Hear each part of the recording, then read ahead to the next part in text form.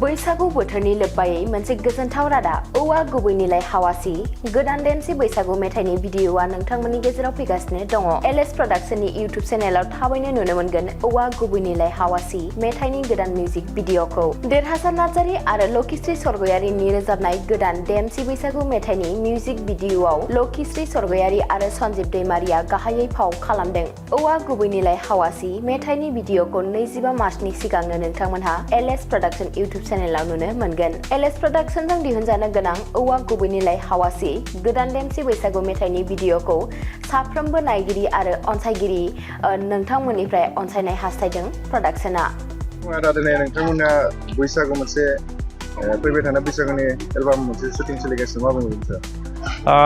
गिबियावनो आंनि गोसो गोरबोनिफ्राय नोंथांमोननि रादाबनिसिम अननाय आरो सिबिनायखौ बावहरग्रोनाय थाबाय आरो लोगोसे बिटिआरनि गासैबो सावथुन नायगिरि बिथांमोननिसिमबो आंनि गोसो गोरबोनिफ्राय अननाय आरो सिबिनाय थाबाय।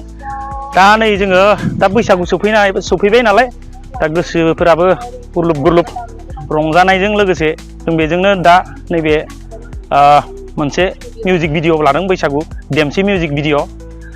दा बे देमसि मिउजिक भिडिअ जोंहा देरहासार नार्जारि बिथाङा रोजाबदों आरो लोगोसे सासे खनगिरि दंबावो आरो बिथांजोनि मुङानो जाहैबाय लकिश्री सरगयारि। दा बे मेथाइखौ नोंथांमोना थाबैनो नुनो मोनगोन नैबे एलएस प्रडाक्शनाव। बेनि मेन फावखुंगुर सोर? मेन फावखुंगुर होनोबाथ' आंनो थाहैबाय मुङा सन्जीब दैमारि ओमफ्राय फावखुंग्रि हिसाबै रोजाबगिरि आब' लकिश्री सरगयारिनो दं दा आरो लोगोसे आंजों थाफाजाब दंबावो बिथां नै जगत बर' आरो लोगोसे बयजोंबो मिथिजानाय मुंदांखा डिअपि एबा सेबखांगिरि बिथां अनसु ब्रह्म दङ। दाथ' जों जागायदोंसो जिखिनि जागायबोबाय जिखिनि आवगायदों एसे मोजाङैनो जाबोबाय आरो दा जोबजासिम मोजाङैनो जोबगोनखौ आसा थाबाय आरो गासै बड'लेण्डनि नायगिरि बिथांमोनखौ जोंनि नैबे मिउजिक भिडिअखौ अनसायगोन होननानै मिजिंथिनाय थाबाय। बेसेबां एक्साइटेड?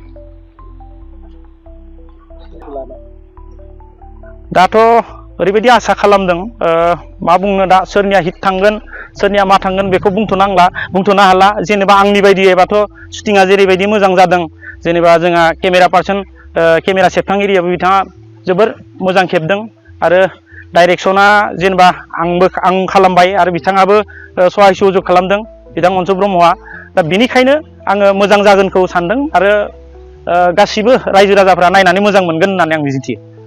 मा बुङो नोंथाङा दिनै मोनसे बैसागु एलबाम शुटिं खालामबाय थादों बेनि सायाव? गासैनिसिमबो एडभान्स बैसागोनि आंनिफ्राय गोसो गोरबोनिफ्राय अननाय आरो सिबिनायखौ बावहरग्रोनाय थाबाय। दिनै मिउजिक भिडिअ थारमाने देमसि सं बेखौ शुटिं लागासिनो दङ।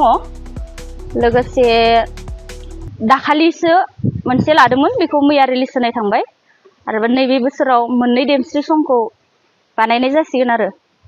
दाखालिनि सोरजों लादोंमोन? दाखालिनियाव मेन्डेला सार लोगोसे आं दङमोन आरो नै दिनै जिखौ बानायनो लादों बा बानायगासिनो बेहाय सन्जीब दैमारि बेजों लोगोसे आंनो थाफागोन। जायगाया दा जों लागासिनो दङ बगाजुलियाव मा गामिनि बेखौ 5 नाम्बार सनालिपारायाव।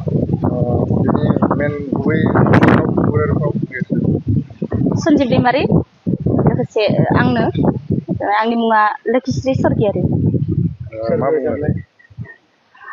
रोजाबनाया देरहासार नार्जारि लोगोसे दा मा होनो आंनो जाहैबाय लकिश्री सरगयारि।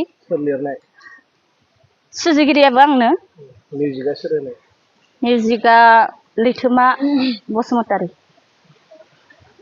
मा खावलायो दा फैबाय थानाय नोंथाङा जा शुटिं लाबाय थादों बेखौ? आं बेखौनो खावलायनो सानोदि आंखौ अननानै गासिबो जुदि नायगिरि नोंथांमोनहा बा आंनि जिखिनि साबसक्राइबार बिथांमोन दङ बिथांमोनहा नायनानै आंनि बे मिउजिक भिडिअखौ अनसायगोन लोगोसे जाय जाय साबस्क्राइब खालामालासिनो दङ LS प्रडाक्सनखौ बिथांमोनखौ साबस्क्राइब खालामगोन होननानै आंहा मिजिंथिनाय थाबाय आरो माला हगारगोन नैबेखौ आङो एप्रिलनि 1 तारिखै एगारगोन दिनै जिखौ सुट लागासिनो दङ बेखौ देखियाजुलि बाथासिपुर हालामनि रायजो राजाफोरनि थाखाय गोनांथार फोसावथाय देखियाजुलि बाथासिपुर हालामनि आबै सेन्टार साखाथियाव थानाय बर' बिजोंनि फरायसालि दानसोरां एकाडेमियाव 2025-2026 बोसोरनि थाखाय गोदानै फरायसाफोरनि मुं थिसननाया सोलिगासिनो दङ। बे फरायसालियाव थाखो बिथराइनिफ्राय लानानै थाखो 9सिम मुं थिसननो हागोन।